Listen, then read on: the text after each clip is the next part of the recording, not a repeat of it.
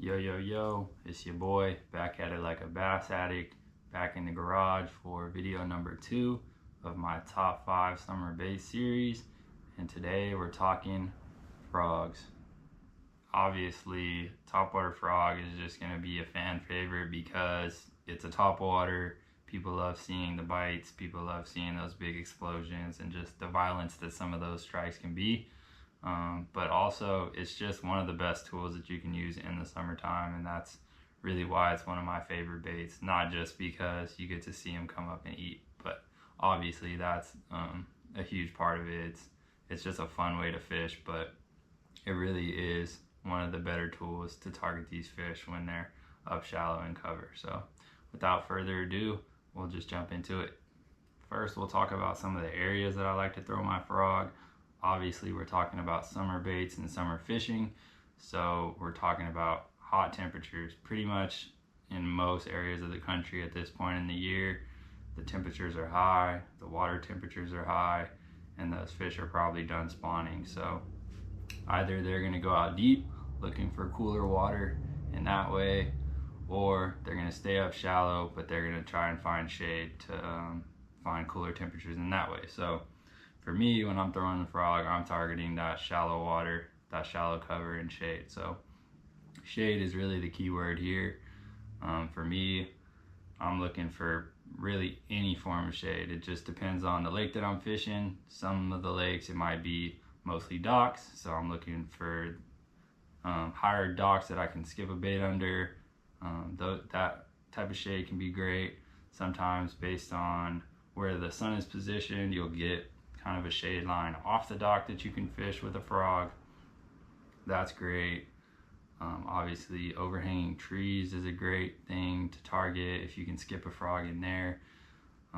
Some of that stuff is super untouched, and really this is one of the only baits that you can get in there, and you can get some really big bites doing that. Obviously, mats of vegetation is like what everyone thinks of when they think of frog fishing. So those cheese mats or any other type of floating vegetation, as long as it's not too thick for a bass to come through.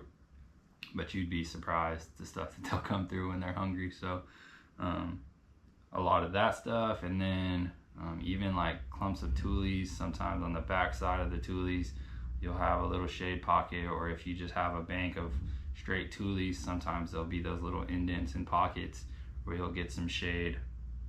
All of that is great. It's really just focus on shade. So anywhere you find shade, there could be a bass there, and you should probably be throwing your frog there. So that's what I'm looking for.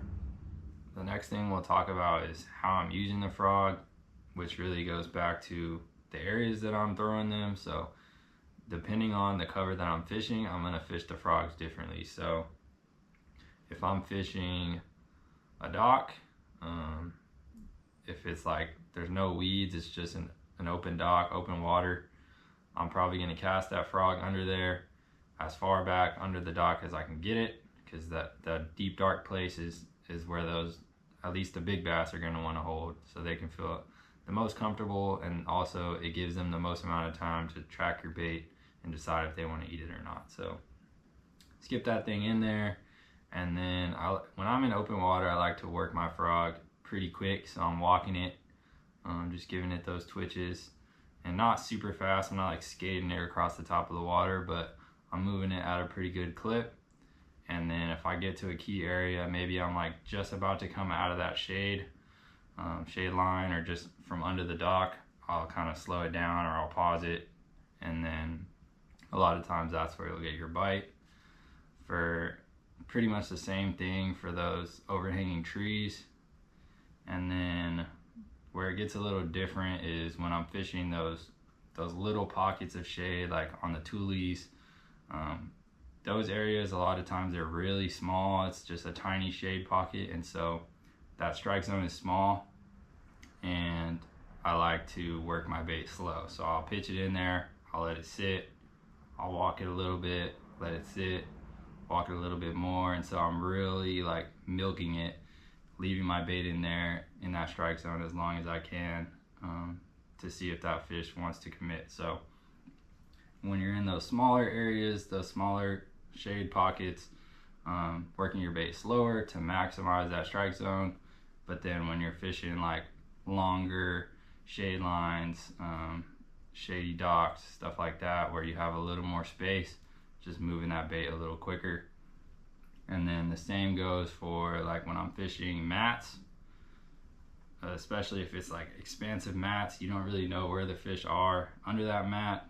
I'm not gonna be slowly dragging my frog across all that stuff. It's just gonna take forever. You're not gonna be efficient, and you're not gonna get as many bites as you should. So in those scenarios, I'm working my frog pretty quick across that mat, and then if I see something move, or I get a blow up, or I hear something popping, I'll slow it down, especially if there's holes. So if I'm working it across the mat, maybe a fish blows a hole or there was already a hole there, then I'll let my bait sit and I'll work it slowly through that hole, and then I'll back on top of the mat and keep moving it quickly. So just trying to be efficient on those big mats, making sure I'm not taking too much time in one spot. So you want to, you see a mat when someone's been fishing a frog, you got all those lines, you want to be making a ton of casts, fan casting on that stuff until you find that key spot in the mat where those fish are positioned. So that's kind of how I like to approach the different types of cover, the different areas. Next, we'll talk about some of the baits that I like to throw. I'll link all this in the description as always, so you don't have to worry about writing it down.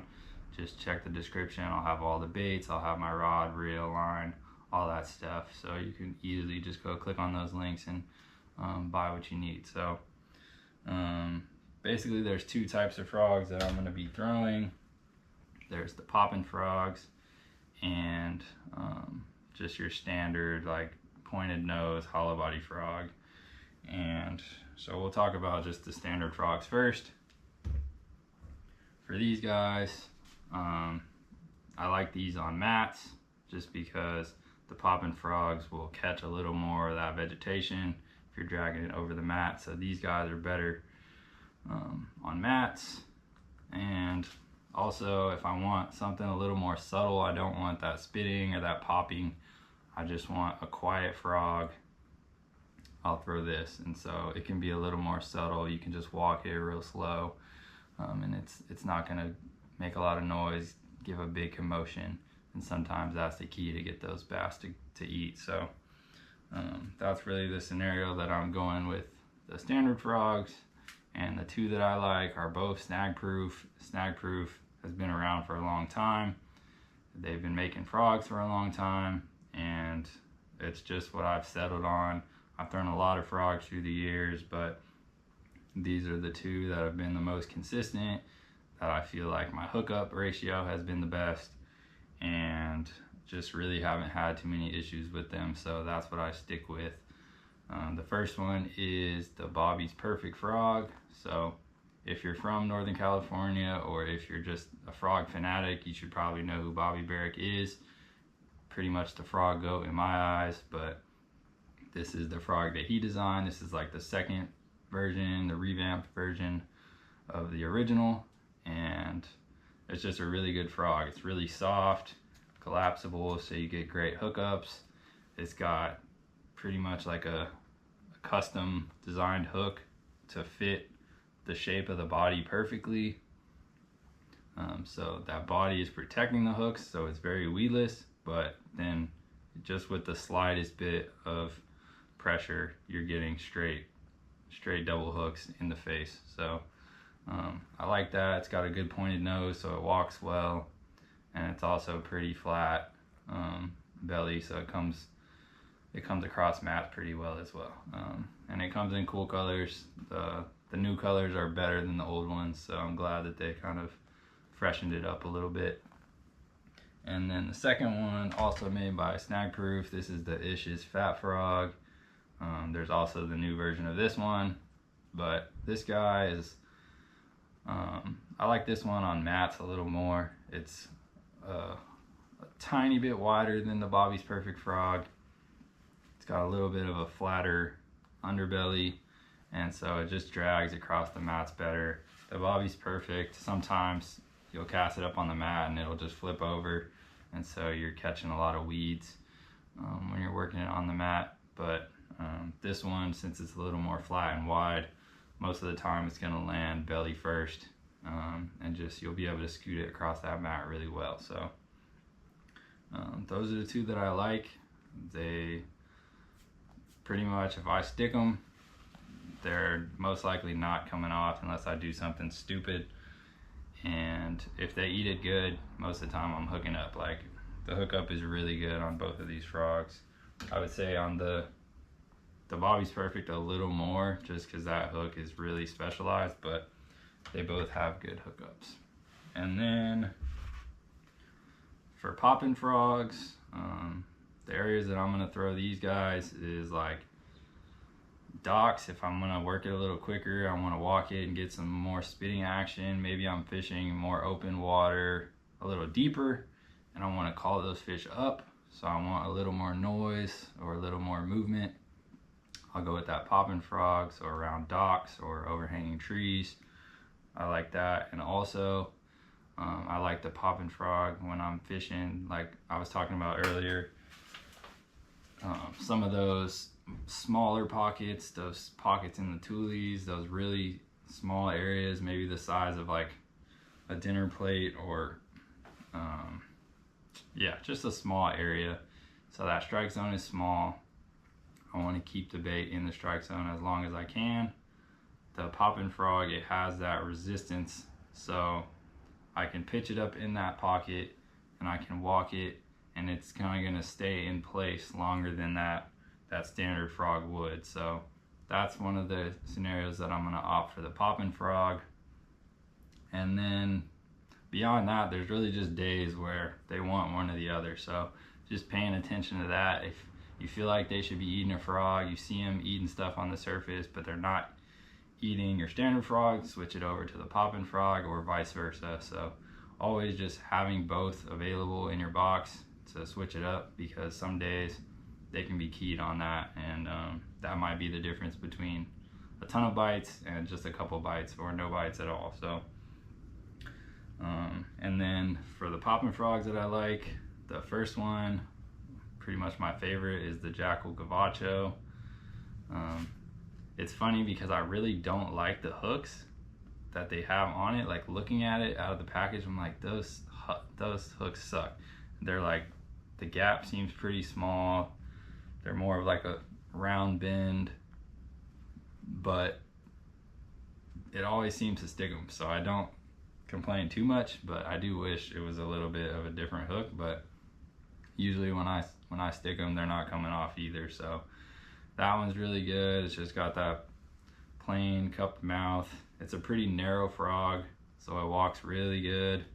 You can walk it in place, and it's got 3 legs. You get a little bit of flare from those side legs, and then those center strands kind of just dance back there. But I don't really know what it is about this frog, but it gets bit. So if you're looking for a good popping frog to try out, definitely give that one a go. And then this is the Megabass Big Gabot. It's just a big frog, so if you're fishing somewhere where there's big forage, maybe they're eating bluegill or some other big forage on top, this might be something to throw. Or if you're just looking for a big bite, a fish looking for a bigger meal, this can be a good option. It's wider than the Gavacho, but it's still pretty narrow and long. So once again, it walks really well, and that cup mouth, once again, it just keeps it kind of in place when you're walking it a little better than those standard frogs. So those are the 4 frogs that I like. Links in the description, as I said. The next thing we'll talk about is color, and I really don't think color matters too much, especially if you're fishing on top of mats. Obviously they're not even seeing the frog, so I don't think color is the most important factor, but some days a certain color might get you a bigger bite or more bites than another. So just having options is always a good idea. So pretty much the 3 color variations that I'll do is some kind of bluegill, so like a yellow or a chartreuse belly with like an orange throat, That's a really good bluegill imitator. A white, so just a standard all white frog, and then a black. This one is like a mix between a black and a white, so it's got a white head and then it's got a black, kind of a gradient gray black, but just an all black frog. I just don't have one with me right now, but yeah, black, white, bluegill. If you see them feeding on bluegill actively, pretty good bet, throw that bluegill color. It seems like I get a lot of big bites on those bluegill imitating colors, and then can't go wrong with the black and the white. Sometimes in that low light, that early morning or that late evening, that black frog, it's a lot more subtle. You just get a good silhouette. They'll crush that thing. And then midday, sometimes a white frog, but all three will catch them at all times of the day. So just on any given day, have all three in your box, we're ready to go, and just let the fish tell you what they want. Next, we'll just talk about some little customizations you can make to your frogs that might get you a couple extra bites on a tough day. So probably the simplest one that you'll see a lot is just cutting your frog legs, or cutting at least one of the legs shorter than the other. Basically what this does is helps the frog walk better, so it'll kind of want to go to one side, and then it'll want to come back to the other side just because of that imbalance in the skirt strands. So that's just a super easy thing to do. Just take some scissors and just trim off like a 1/4 inch or so, 1/2 inch or so, so that one side is a little shorter than the other, and that'll just make it a lot easier to get that frog to walk. If you're a beginner and you're not really familiar with walking the frog or walking the dog with a frog, that'll make it a lot easier. And then another tip, especially when I'm fishing on mats, is I'll put either a rattle or a split shot or both. So the rattle, obviously you get a little bit of sound as you're scooting that frog across the mat. Sometimes that can help them find it, especially if it's a thicker mat. Just having a little bit of sound so they can key on it, and especially if you're getting blow-ups and they're missing it, put that rattle in there. Sometimes that'll help them just find exactly where it is on the mat before they come up.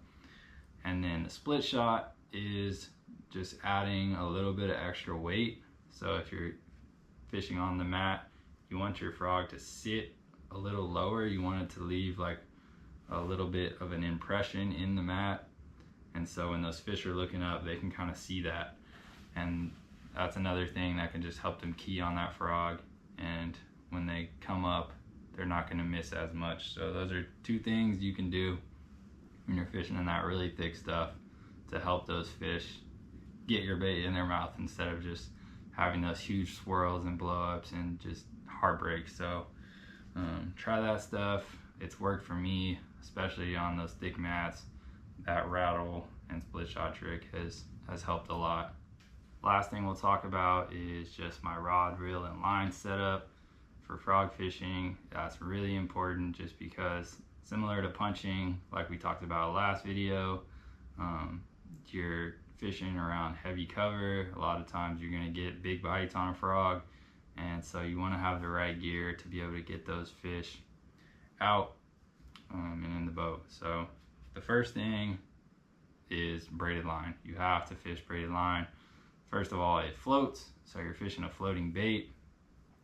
You want your line to float as well, so it's not pulling that bait down, but also it has no stretch. So when you're fishing in that heavy cover, that bass comes up, it eats your frog, it tries to go back down in that mat. You want no stretch in your line. You want to drive that hook, pulling that fish out of that mat, coming towards you immediately. So that's why we use braid. It also is going to cut through a lot of that vegetation as you're fighting the fish, so you're not going to get slack in your line from all the weight of the vegetation. And then next, your rod. So with a frog, since you're going to be kind of imparting that action with your rod, you want something with a pretty fast tip, so kind of like a jig rod. If you have too whippy of a rod, you're going to be trying to work your bait, and it's not going to get your bait to do what you want. So having that fast tip, like it'll shut off within the first 3 or 4 guides, and then it's straight backbone. So that backbone is to drive those hooks home, and that soft tip is just to work the bait effectively. So that's what I'm looking for in a frog rod. And then anywhere from like a 7.2 to I've seen as long as like a 7.9. I think if you're fishing like expansive grass mats, that longer rod, if you're making long casts, it can give you better leverage on your hook sets. But if you're making those tight quarter casts in and around shallow cover, I like that shorter rod, especially for me in the kayak. So this rod is a 7.4, and I'm pretty tall, so 7.4 is a relatively short rod for me. And this is the Daiwa DX. It's a frog rod, and it's pretty cheap. I actually probably should upgrade my frog rod at some point, but I haven't had too many issues. Usually if they eat it good and I get a good hook set, they're not going to come off. So I'm not really in a rush to upgrade this rod, but it is kind of a budget rod. So if you're in the market for more of a budget friendly frog rod, this is a great one. I'll also link some other good frog rods that I know some of my buddies fish and they like them a lot, so I'll link some of those as well for anybody looking for a higher end frog rod. And then the reel, lastly, I use the Shimano Scorpion. This is the 151 XG.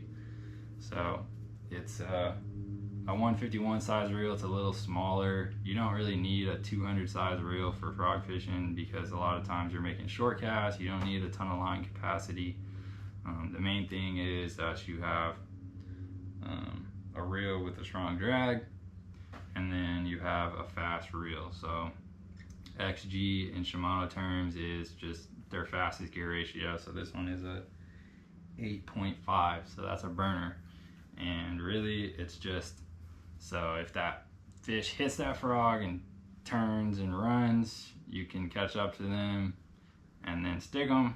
But mainly it's for just reeling your bait in. So you're casting on those mats, you work your frog, no bite, reel it in onto the next cast. So just efficiency. Really, it's all about efficiency. Since you're not reeling in the bait, you're working it with your rod. The reel is strictly for reeling in slack and reeling in your bait. So that's why I'll just go with the fastest reel that I can get. And really that's it. Frog fishing doesn't have to be super complicated. You can go out there, buy a couple baits, get your frog set up and your heavy braid. 65 pound, I don't know if I said that or not, but yeah, get your heavy braid, go out there, find some heavy cover and hold on, because the big ones love a frog and those bites are just super fun. So that's video number 2. One of my favorite baits to throw at any point in the year, but in the summer it really shines. So make sure that thing is on your deck or in your hand on the bank, wherever you're fishing. But as always, I appreciate y'all watching, and I'll catch you on the next one. Peace.